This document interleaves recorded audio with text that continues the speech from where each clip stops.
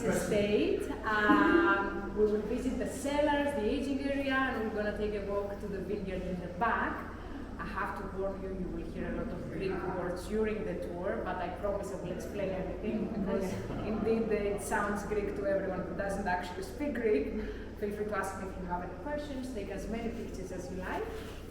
So let's see how it all began. Mr. Manolis, that is here in this photograph over there, he was born in a family that operated a traditional boat called kaiki. Behind you there, this is a miniature of this kaiki boat, and with the help of this, him and his family used to travel all around the Aegean Islands and transferred wines and other goods.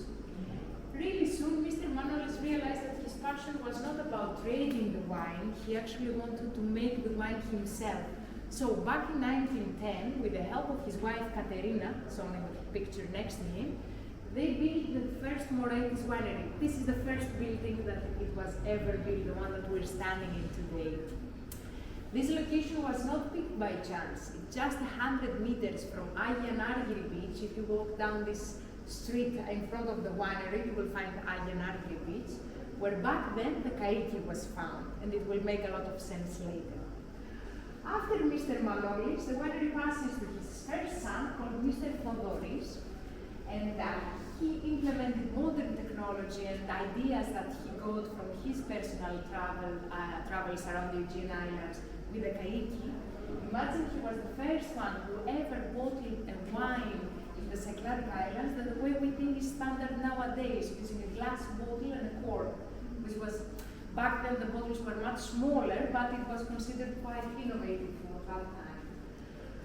We have this tradition in Greece that we tend to name our children after our parents. So normally, each name skips a generation. So after Mr. Thodoris, his first son is Mr. Manolis again, and he's showing the two photographs over here. See, this is the original, the first building that was built back in 1910. The entrance that you came in. See how empty the area was back then, right? So, Mr. Manolis is the one to thank that he is the one actually who put the Moraitis Winery back in the recent wine map of Greece. Moraitis is the most important, the signature white variety for our island, and it takes part in all three appellations, protected designation of origin that we have here, white, red, and dessert. He's also the one who rescued a really rare variety called Aidani Mavro. Mavro means black in Greek. Originally, Aidani is a white variety. As a white grape, it can be found all around the Cycladic Islands, but here in the island of Paros, there was a mutation, an evolution of this variety, as being a red one as well. And he's the one that planted a whole vineyard with this mutation, and that's how he rescued this really, really rare grape variety. Imagine he's still, Mr. Manolis is still our master culturist and enologist. He's 75, 76 years old probably, and with the help of his two sons, called Mr. Savas, the one, and the other one, can you guess? Mr. Thodoris or they run the place. And fun fact here, Mr. Thodoris is the only one who has children, and he has two young daughters, so should the ladies decide someday to run a family business, we will finally have more Irish ladies running families.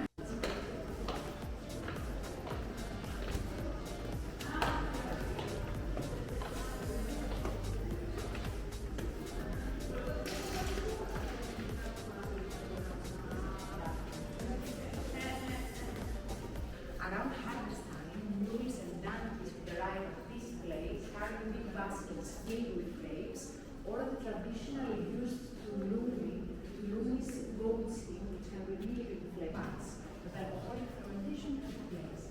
Are we familiar with the alcoholic fermentation process? It's when actually the yeast eats the sugars of the grapes and transforms the sugars into alcohol, so wine, and carbon dioxide, which is necessary in our case because we're not speaking about sparkling wine and steam. But if we're making nice champagne, we would need the carbon dioxide as well, right? So probably we have, like, if you do the math, more than 5,000 years of winemaking in this small island. prepare your sunglasses and let's go outside. Let's go outside, but wait here in the shade so we can say a few words before we go out to the sun. See, it's much lower than the normal height of the vineyard, right? Yeah. Because of the winds. And imagine if you see the surroundings, it's kind of protected. From this plot, we make an orange wine. Have you tried orange wine? Orange is when we have white grapes like Moraitis, but they get vinified as if they were red. That means we keep the skins on.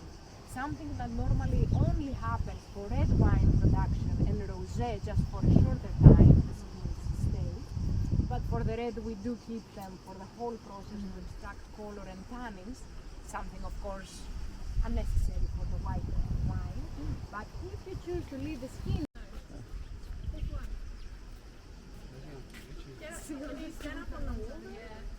everything is picked by hand. Normally we do one plot at a time. For example, one normal day at harvest time, we start really early, even before 5 a.m. because the heat is not our ally. And when you cut the grapes, they're really susceptible to getting oxidized. So the faster they go to the production line, the better. Normally the whites are ready to be picked around August and the reds in September, but with the whole climate change and everything getting hotter and hotter, for example, we think that by the end of August even the reds will be ready for this. Wow. That's a big change. Exactly. Yeah. Exactly, which is something that can be really challenging, I think, the upcoming years. Yeah. At least for countries like Greece, which is really difficult. Yeah. And it's not so strange if you think that, for example, in the UK they do make nice sparklings nowadays, that a few years back it would be absurd to hear that such a cold country like the UK would produce wine. Yeah. So everything changes. Two sizes. The small one, this one, is the standard barley, 25 liters, and the one in the back is at 500 liters. Let's think about it. If we have the same quantity of wine, let's say we have 200 liters of wine. If we put it in the small one or in the big one, its barrel is. Because when a barrel is made, initially it's flat pieces of wood, right? The makers burn them with fire and scorch them inside in order to bend them, otherwise they would break. They bend them with the help of the fire and add the rings so it gets like water. See whatever you like, and I'll be with you with the first one. Different wines, and we're going to pair each one with a different local cheese, and we'll see how this will go. I suggest first you take a sip of the wine to know what's going on, and then slowly add the cheese, and then as you wish, of course. I'll serve you first, and then I'll tell you all about it. Also in the brochures that you see, you will find information about all of the wines and all of the cheeses.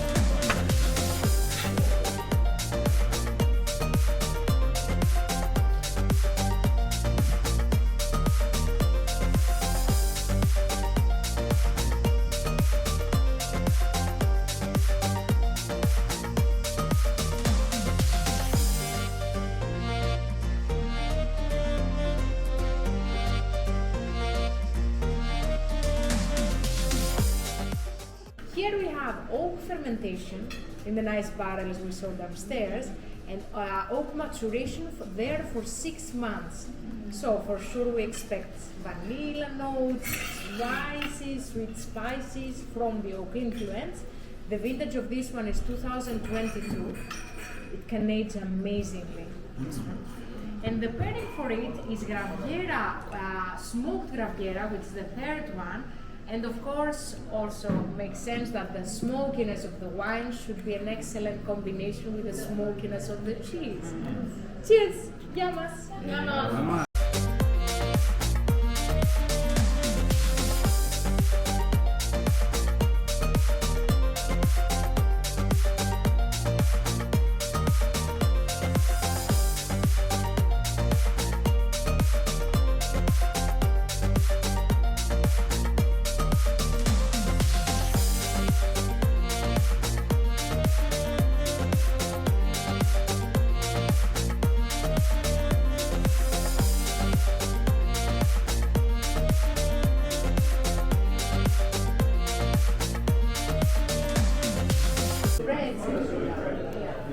Wine number 4, so the first red you have in front of you is Paros Red. The last one is Paros Reserve. Both of these wines are red appellations for the island of Paros. So this means they have to consist of 75% of the red grape of Manvillaria. Manvillaria is the most cultivated red grape in all the Cycladic Islands. The other 25% needs to be the white grape of Monemvasia again. And here the two varieties co-ferment with each other. That means it's not a blend. When we have blends, we ferment the varieties separately or more and then blend them. For our red appellation, we have to do co-fermentation from the very beginning on both red and white skins. And imagine it's something so rare, but only here in the island of Paros, and another appellation in France does it. Otherwise, it's impossible to find it because appellation means the highest level of regulation concerning the production of a wine in an area. The difference between those two is the age of the vineyards. For Paros Red, we have younger vineyards, around 50 years old, better I think, and this one over 80.